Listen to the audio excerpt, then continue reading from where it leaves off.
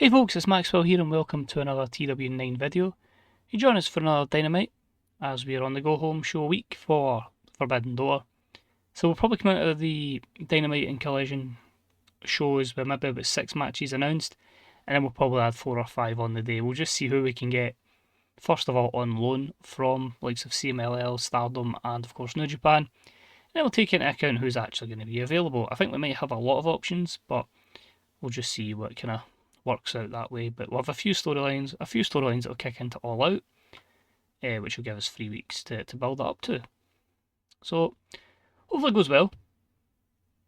We're pretty much running live to when these videos are going live, effectively. I've been enjoying quite a few saves offline actually. I've got my DPW save, which was quite pretty fun, and I just started playing the 1998 mod that went live because I thought. And I looked at it and went, I don't usually do great with historical mods, but just the lure of like try to build up The Rock. Austin's already there, but about The Rock, Triple H, and all that kind of stuff. Because I watch Reliving the War by Wrestling Bios, and that's given me like a lot of love. I already had it for the Attitude Era, but because that's the era I grew up with. But just seeing it all again, it's like I'd love to see what we can maybe change. So it's been good. As I say, hopefully all together, it gives us a good opportunity to do the aim in the game, which is of course get all the achievements. So yeah, playing a lot of it. Still learning stuff because I was figuring out the WWF save. I'm like, well, I don't seem to meet the product criteria. I'm like, just turn it off. So lots of things going on, and hopefully we can get there. But as I say, in terms of getting 100 ratings, unless like Austin's going to do great stuff from another save, then we are probably looking to this one. But we've got 100 rated show, many more to go, and of course 50 100 rated matches to, well, considering I never got one in the last TW, it's going to be a challenge to try and get 50, but that's why we're here. But anyway, that's a lot of blethering on. I think we've got a show to go. So welcome to this week's AEW Dynamite. So we are at the 3M Arena at the Mariucci, wherever that is. And we start the show with the AEW World Champion Kazuchika Okada alongside Zack Sabre Jr. We hear some words first off from Zack Sabre Jr. who says, "Now last week, we gave young William Ospreay an opportunity to get a tag team partner of his choice to square off against us, and yet no one has stepped forward. Are you struggling for friends, Will? Has that wanker attitude rubbed people the wrong way? Surely you're not going to just turn up and face us in a 2-on-1 match this Sunday." Okada adds up and says, "Will, you got lucky at the Battle of Los Angeles, but you won't be lucky at All Out, because when you turn up alone at Forbidden Door, all alone, we will end you, bitch." This then prompts Will Ospreay to come out and he goes, whoa, fellas, easy now. You don't really think I couldn't get anyone? I mean, come on. A lot of people would love to kick the crap out of Okada and Zack Sabre Jr., right? But I thought long and hard about it, and the best person didn't need much convincing. He's got a long history with Kazuchika Okada, and he's very familiar with you, Zack. The familiar music plays off Kenny Omega, and it is, of course, the best bout machine who will be Will Ospreay's tag team partner. And Kenny says, "Mr. Sabre Jr., if that really is your real name." And Okada-san, "When Will Ospreay mentioned the opportunity of this tag team match, I could not turn it down. A celebration of All Elite Wrestling, New Japan Pro Wrestling, Stardom and CMLL. A celebration of the best wrestlers in the world. And what a better way to put on a classic with you guys, and of course, beat you." This then sees Omega and Ospreay run to the ring, and we get a mini brawl between the 4 athletes before the heels escape when security are involved. So there to set up our main event for Forbidden Door. It is Kazuchika Okada and Zack Sabre Jr. battling Kenny Omega and Will Ospreay. So technically, in-game, all Elite Wrestling talents, however, every one of them with mega links to New Japan Pro Wrestling. The segment itself was an 80. Part 1 was a 78, the brawl was an 83. Kenny Omega looked good, so did Kazuchika Okada. Zack Sabre Jr. looked dreadful. Our opening contest was a technical masterclass that had some good wrestling and a decent reaction from the crowd, as I had Sami Zayn defeat Hichizero in 21-29 with the fast roll-up, basically a pinfall out of nowhere. Disappointed this one only got a 73-70 overall, the 76 for the wrestling. You can see Sami's 78 there, played Hichizero's 74. Yep, just to get the first kind of CMLL guy over. Both guys penalised for their physical condition. Then I have some words from Sammy. He says, obviously Bola was not a great tournament for myself, losing to John Moxley in round 1. And yeah, it hurts, but it doesn't define who I am. What does is my reaction to it. So it's down to me to try and make the rest of the year memorable. This Sunday is Forbidden Door, so I'm asking Scott D'Amore, Tony Khan, or whoever, just put me in a match. Put Kevin Steen on the other side, add people from other companies on both sides, I don't care. Let's just make some magic happen. So we'll have that match up there. We'll have a few multi-man matches for both the men and the women, just to have a proper array of talent on display. But a 73 segment, the storyline between those two advances, I'm assuming it lost a bit because of the cold heat of that feud, because I've kind of stalled on it while we're done. Boa. Next up, we're about to had some subpar wrestling and non-existent crowd heat as the team of Gabe Kidd and Clark Connors defeated the Outrunners in 340. And Clark Connors pinned Truth Magnum with the trophy kill. Simple matchup, squash matchup effectively, which saw the heels pick up the win in a 52 rated segment. Clark Connors is getting stale though. And in a poor matchup, we had Billy Starks defeat Anna Jay in 8-18 by pinfall. This was our storytelling matchup. So this was in the Owen Hart Foundation tournament. Wrestling was a 47. Segment was a 51. Obviously, Anna Jay still got a long way to go in her development. Billy Starks is going to benefit of being with better athletes in there. But yeah, one of those athletes will be an opponent in the Owen Hart Foundation final. She'll be there this Sunday. I also meant to put a promo in, so I wonder where that's ended up.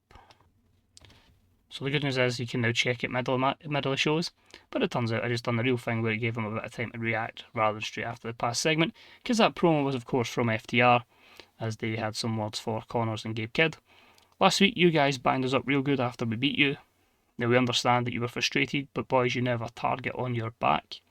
We've had many a great battle in a variety of wrestling promotions, just naming obviously American Alpha, whoever they had battles with in WWE, seems like an eternity ago, mentions the Briscoes. It's time they had someone from New Japan. Boys, this Sunday, you're in for a hell of a beating. Top guys out. So 54 segments, storyline advances, but loses heat. Should be a good nice wee brawl between these two teams this Sunday. And then our other semi-final in the Owen Hart Foundation Women's Tournament, a wild brawl that had some decent wrestling but didn't have much heat, with Megan Bain defeat Riho in 12:03 by pinfall. 57 and a 58 segment overall. Obviously it's not going to benefit Riho's style of wrestling, but I felt like it would really suit Megan Bain, and compared to other matches on the show, I just felt like it was the right idea. So there you go, Women's Owen Hart Foundation Tournament Final. Megan Bain versus Billy Starks. The winner will go to All Out and challenge for the TBS Championship. We then move on to the men's side and we have some words from absolute Ricky Starks. One match down and now on to this big one against Ray Phoenix, a completely different wrestler from that bum Eddie Kingston, but someone I know I can beat. Phoenix is known as a tag wrestler. What's he going to do with Big Brother Penta? Oh wait, if he gets involved, then Big Man Wardlaw will just rip through him. And I can tell you one thing, I will win this tournament, and that fact is absolute. So a nice promo there from Ricky. Should be a good matchup between him and Ray Phoenix next. And that was a 73 rated segment. Oh, and their matchup probably over-delivered. And about that had some great wrestling and a decent reaction from the crowd. Ray Phoenix defeats Ricky Starks in 13-14 with the Meteora. Made this steal the show. Most of the time with Ricky, it's been like good promos, but the in-ring's not been great. But Phoenix has carried them to a 73. Was also wondering if these two would maybe clash in styles. But not perfect. Phoenix with a great 86. The wrestling was 80. The segment was 80. You probably don't get any higher in an under 15-minute match in this product. So you obviously would have been a lot higher if it was longer. Plus you lose points for the psychology. So 80s overall is pretty fine. Yeah, Ray Phoenix will be at Forbidden Door. But who will he be facing? And oh, I was hoping this match would deliver, but I think we're going to lose Pop. It was about to have some good wrestling and a decent reaction from the crowd as Swerve Strickland defeated Nick Wayne in 1932 with the Swerve Stomp. This matchup was of course the final semi-final, which means we will see Swerve Strickland battle Ray Phoenix for the Owen Hart Foundation tournament, with the winner facing the TNT champion, likely to be Samoa Joe, at All Out, 79 for the wrestling, 64 crowd, 74 segment overall. So the guys had great chemistry together. It was a 67 versus a 91 from Swerve. Just Nick Wayne's inconsistency, so yeah, that's a shame. I finished the show. Despite a great performance from Nick Wayne, it's Swerve Strickland who comes out on top, and he will do battle this Sunday in the Owen Hart Foundation final. Ree Fenix walks out to the top of the ramp, and they have a stare down ahead of this big matchup. So 68. Sadly, this one never done a lot higher than this one, but it is one of those things. Big pop loss. No, it wasn't actually, which is weird. Increased their pop in 11 regions, didn't lose pop anywhere, and they were disappointed. It's always going to say that, it's always going to come up, but I don't like having my matches as a result of storylines. Although I have found something that I can get around that, and I'll start doing that going forward to see if it makes a difference. I can just advance storyline, it's just going to take a hell of a lot of effort, but it stops that coming up. It stops the fans being disappointed. But overall, happy with that one. A couple of matches are set there for Forbidden Door. Let's set more of them next up. We jump over to Collision. So we're straight into Collision at the Freeman Coliseum with some action to get us in anticipation for Forbidden Door tomorrow night. And we have about that had decent wrestling to start the show and not a lot of heat, as we had El Hijo del Vikingo defeat Blake Christian, who requested to be called up from Ring of Honor, so we'll start putting him in some positions going forward. Whether we'll have plans for him remains to be seen. Callum Newman from New Japan Pro Wrestling and Wheeler Yuta from the Death Riders in 1409, when Vikingo pinned Callum Newman with the 630 senton. Because of the styles, they made it a Steal the Show matchup, and I felt like it done pretty good stuff overall with a 73 segment. In ring, worst performance was Newman Me's 50, obviously not particularly over in the States. Blake Christian got a 58 being off his game, but good work there from Vikingo and Yuta to give us a pretty solid opener. We then moved on to some tag team action. The tag team champions, the Aussie Open, I was going to say, Aussie Open.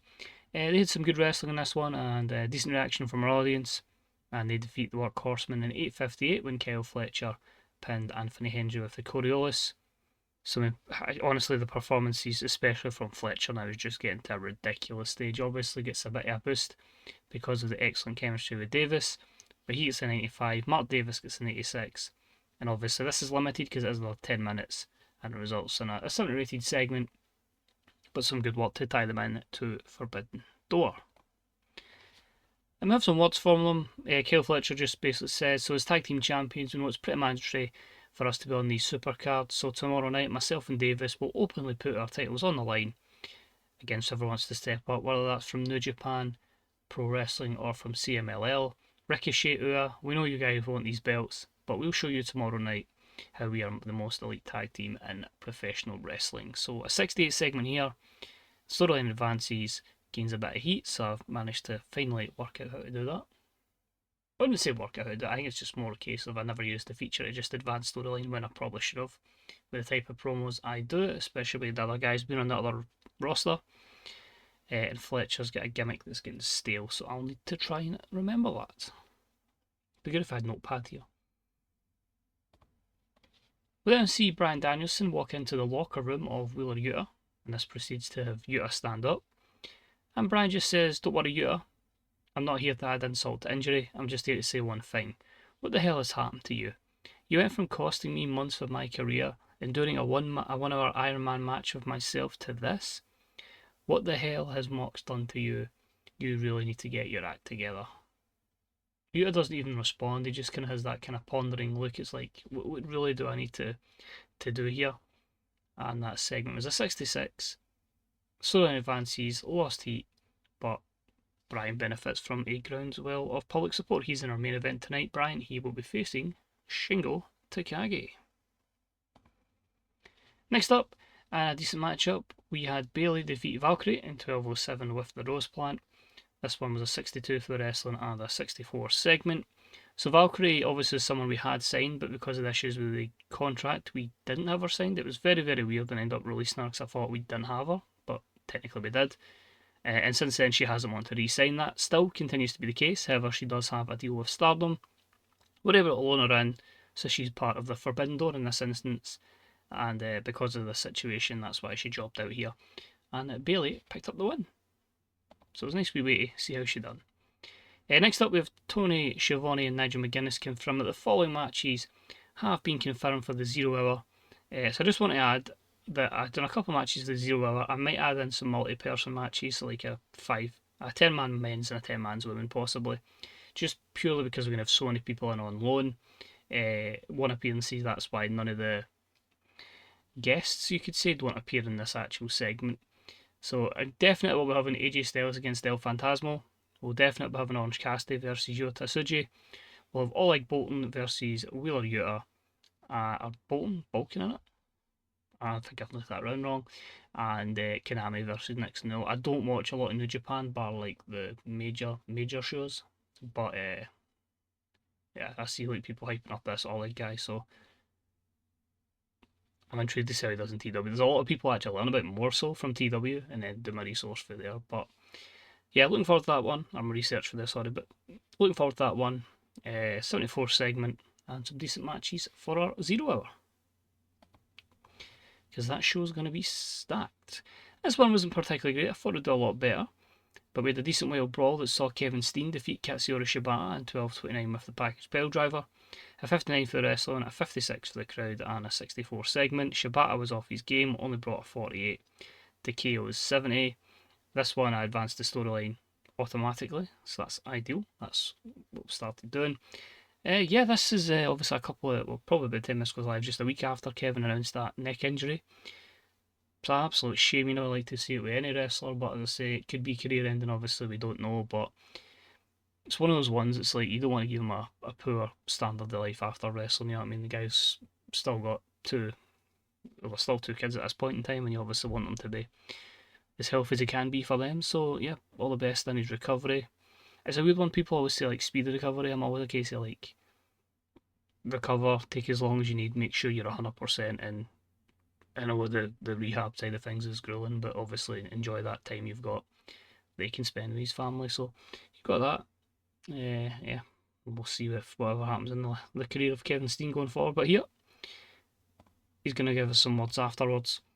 And he says, I found it pretty cute and pretty strange that Sami Zayn is randomly just allowed to come out here and tell authority figures and matchmakers, hey, put Kevin Steen in the match. Yeah, okay, pal. Not quite sure how it works, but okay. Demorse has agreed to it, and that's because he's a loser and he's 100% has it against me because I'm a better Canadian than him. So tomorrow night, whoever ends up with me, just toe the line, and as we look to hurt you, Sammy. So obviously it'll be like probably maybe a 6-man tag. We'll have like Steen in one corner, Sami Zayn in the other, and we'll see how what lines up and who's available. Because that's the thing with these loans, some people might have commitments elsewhere, not particularly with New Japan, but somebody else could use them. So we'll see what we've got, and then we'll use the rest of the loans over the next coming weeks on the road to All Out. So 85, that gives us our good promo. Storyline advances against Heat, KO benefits from a hot catchphrase. Overall, solid stuff.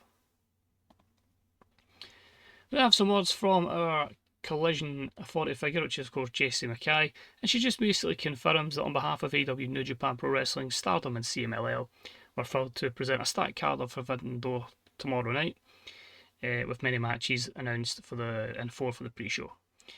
We can confirm more matches will be taking place, including some of the top wrestling talents in each promotion. We must see how everything aligns and who can make it over the show. So basically what I said there about it just depends who's available in terms of various loans, because obviously some will have commitments elsewhere that won't necessarily be those big companies they're at, that would take precedence over us. So we'll see who's there and I'll see what I can put together, but that's just her telling the crowd. And much better for her by 68. She has been quite a good pickup as an authority figure. One of those coming in from CML was La Catalina, and she took on Serena Deeb. And this one had subpar wrestling and non-existent crowd heat. Serena beats La Catalina in 11:45 by submission. I knew La Catalina wasn't going to be particularly over in the States, so I felt like this one was going to struggle.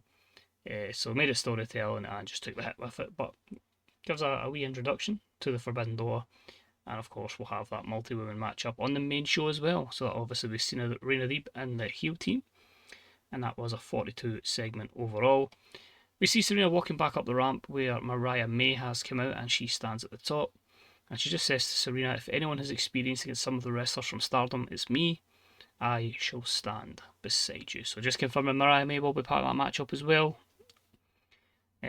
Don't know who else is going to be in it. I'll see who's available, but we've obviously got a lot of talented women. You could fire in the likes of Io Shirai, Becky Quinn, lots of people obviously that aren't in the various matches that have been set so far. Because of course we have Billy Starks against Megan Bain for the Owen Hart Women's Foundation tournament, and of course Mayu Iwatani and Mercedes Moné for the women's title.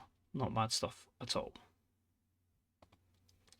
And our main event, just to make sure we had, I wanted two things from this. One was just to put on a great matchup to try and challenge our top 100, and really just give Brian as many good opponents as we can give him before obviously he'll start to have a mega decline, and then I'll panic.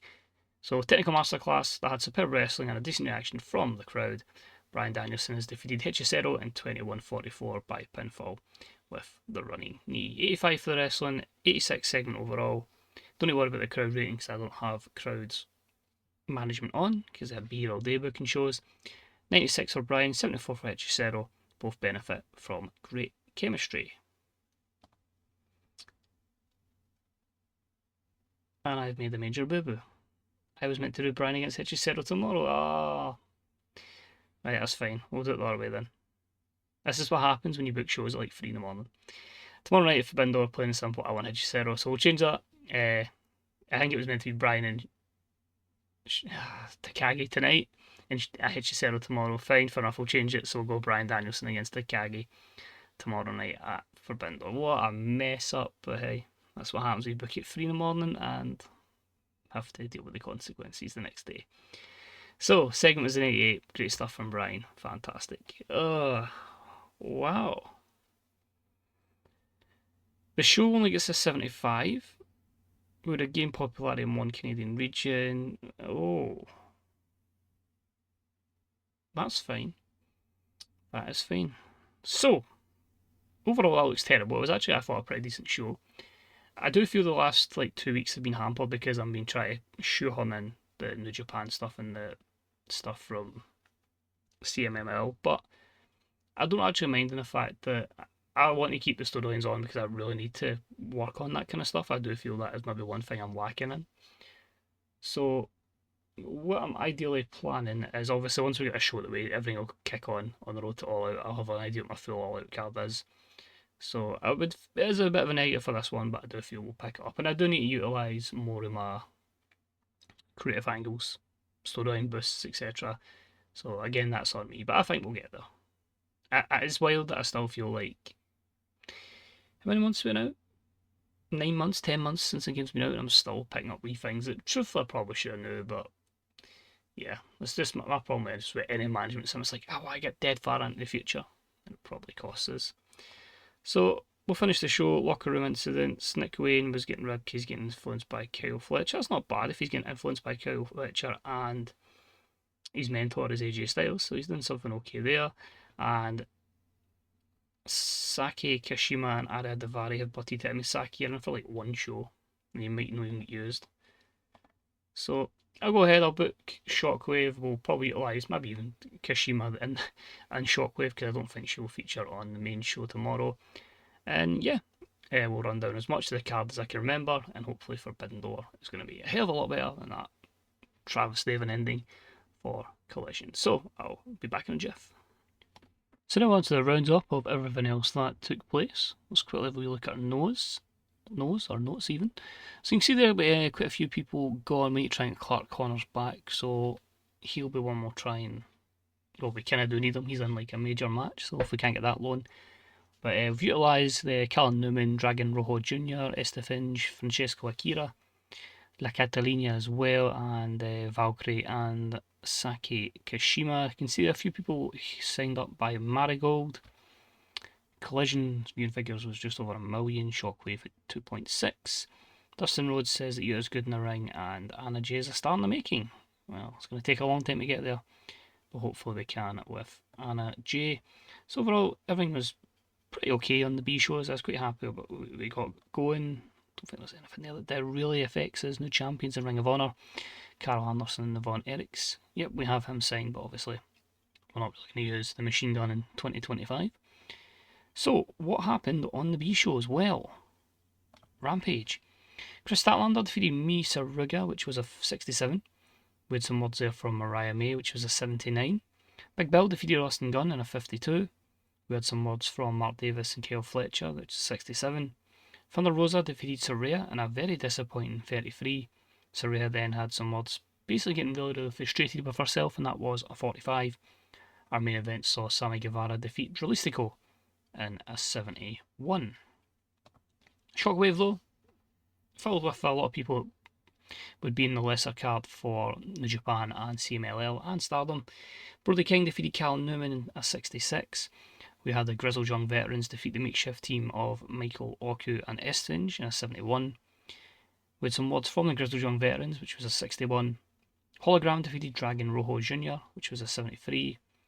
Nigel McGuinness defeated Mansoor, which was a 70 before Connors and Kidd beat Mansoor down backstage, 56, following on their beatdown of Mason Madden before. Anna Jay defeated Saki Kashima, which was a 46. We then had some words from Nigel McGuinness, which was a 65, commenting on, it's a shame what happened to Mansoor, but, I'm not here to make friends, and that's what happens. And our main event had Bandido and Francisco Akira with great chemistry together, lock up, and they produced a 75 rated matchup. So that is it. It is now going to be time for Forbidden Door, so I'm going to go ahead and book that. You can see here, hopefully it's going to be a good one, and there's going to be a lot of people with one appearance on the deal. Not all these people will feature, but if they don't, we'll give them matches over the course of the next few weeks on Dynamite. Collision, Rampage, Shockwave, all on the road to All Out. It should be a good one for Forbidden Door. Main evented by Kenny Omega and Will Ospreay taking on Zack Sabre Jr. and Kazuchika Okada. We'll probably give Bryan Danielson Takagi. We'll see who we can give an opponent for MJF.